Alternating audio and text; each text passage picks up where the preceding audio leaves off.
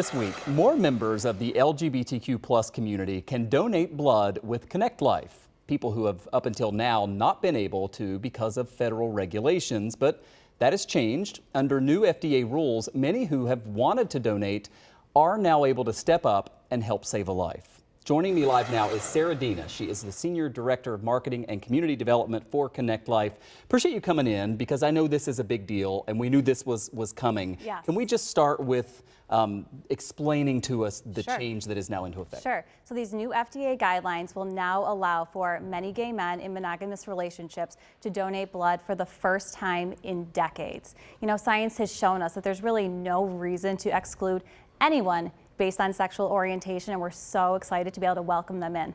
And it's effective basically immediately, right? Yes, This week. The federal guidelines went into effect in May, but we just went live yesterday. You know, there was a lot we had to do leading up. We had to do training with our staff. We had to update our donor history questionnaire, but we are excited to share that we did go live yesterday, June 12th.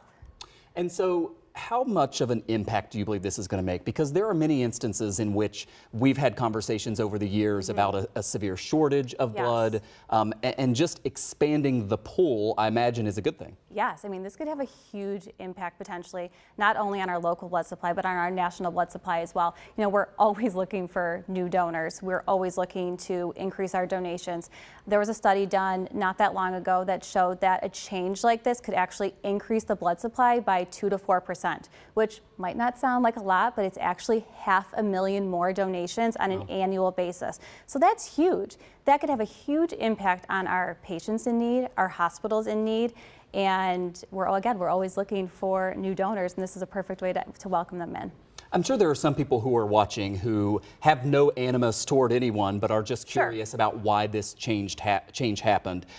This has been called for by activists for a long time. For years. But also it seems like, you know, science and testing and statistics and a lot of things have changed. Absolutely. How would you explain to people why this was a good thing? Yes, and this is actually going to make our blood supply safer. So these new federal guidelines are actually going to focus on an individual risk assessment, which means that anyone presenting to donate blood, whether it's at one of our mobile blood drives, our neighborhood blood donation centers, is going to be given the same questionnaire. Everyone's going to be asked the same questions across the board to assess their risk. Is their blood safe to donate? Is it safe to be transfused? In addition to that, we're also going to go through all the same rigorous testing we have for years to test for diseases like HIV, like hepatitis B, hepatitis C.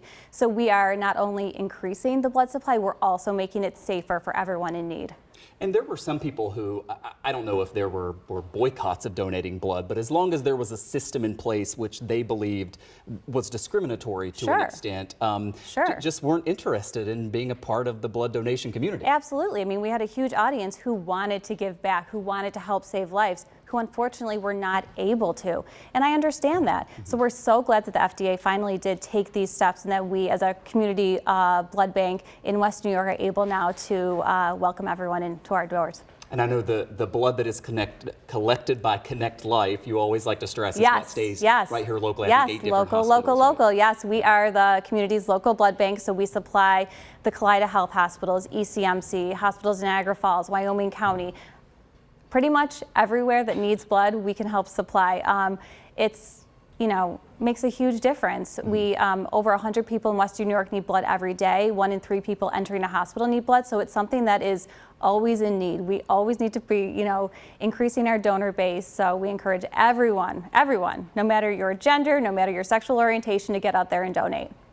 We really appreciate it. We also want to let people know we put there at the bottom of the screen, connectlifegiveblood.org, and also the phone number. Easy to Google as well. If you're able to donate, they certainly would appreciate it. Thanks so much for coming in. Thank you for having us. Yeah, appreciate it.